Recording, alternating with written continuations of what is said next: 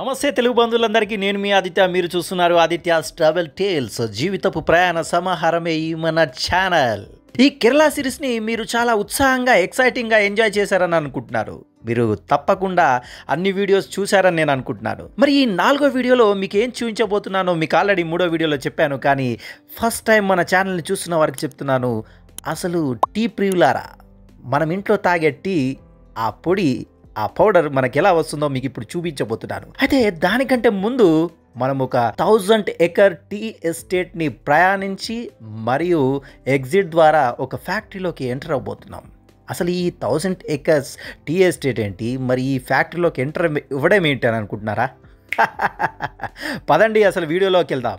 అసలు మేము ఏ ముహూర్తంలో ఈ కేరళ వాయనాడులో అడుగు పెట్టామో కానీ ప్రతిరోజు ప్రతి క్షణం ఎక్సైటింగ్గానే ఉంది.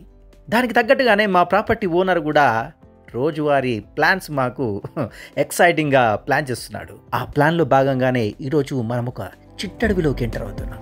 ఒక్కసారి చూడండి ఎలా ఉందో ఆ అడవి.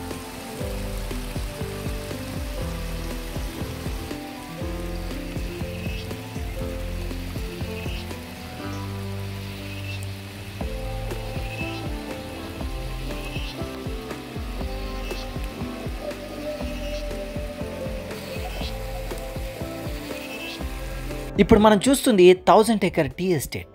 1000 ఎకర్స్ అంటే దాదాపు ఒక 4 నుంచి 5 కిలోమీటర్ల రేడియస్ పరిధిలో ఉంటుంది.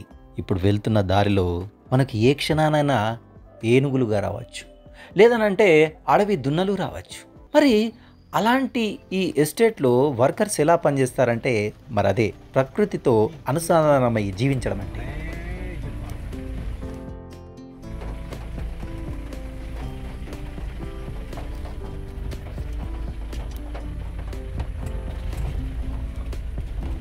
ఇదిగో ఇక్కడ చూడండి, నేను చెప్తూనే ఉన్నాను, ఏనుగు పేడను మనం ఇప్పుడు చూస్తున్నాము.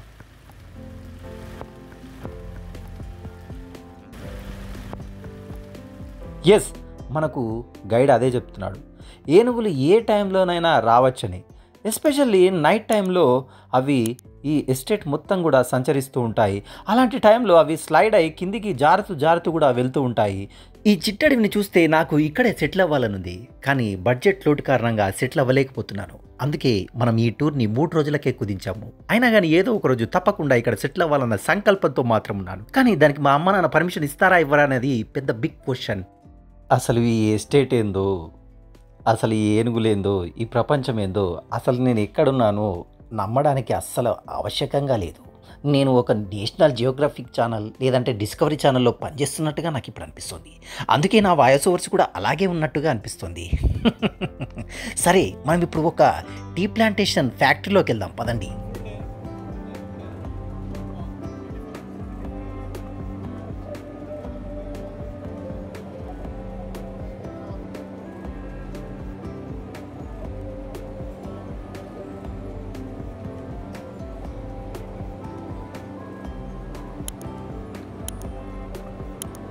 మొత్తానికి మనము ఒక ఎంట్రన్స్ ద్వారా ఈ 1000 ఎకర్ టీ ఎస్టేట్లోకి ఎంటర్ అయ్యి ఒక ఎగ్జిట్ ద్వారా అయితే మనము మెయిన్ రోడ్కి చేరుకున్నాం.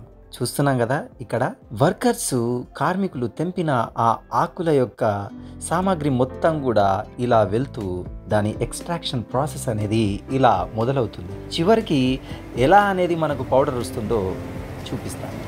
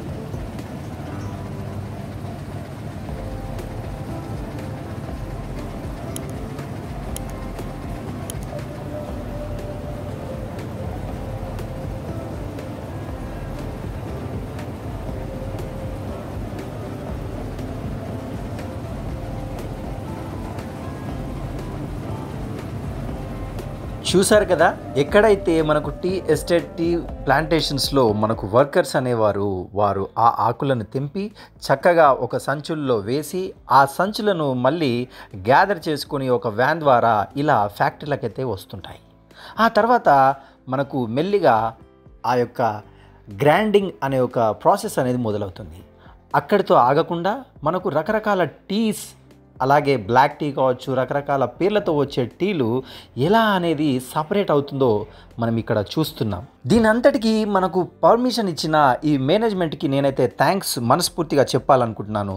అలాగే మాకు ఈ అవకాశాన్ని కల్పించిన ఈ ప్రాపర్టీ ఓనర్కి కూడా నేను థ్యాంక్స్ చెప్పాలనుకుంటున్నాను. అయితే మీ అందరికీ ఇక్కడ ఒక చిన్న విషయం చెప్పాలి.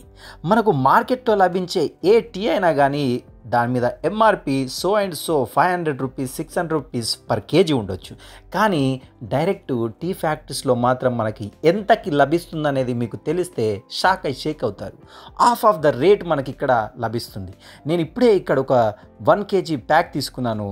అది నేను తాగే టీలో half of the price, KG price ఇక్కడ ఉంది.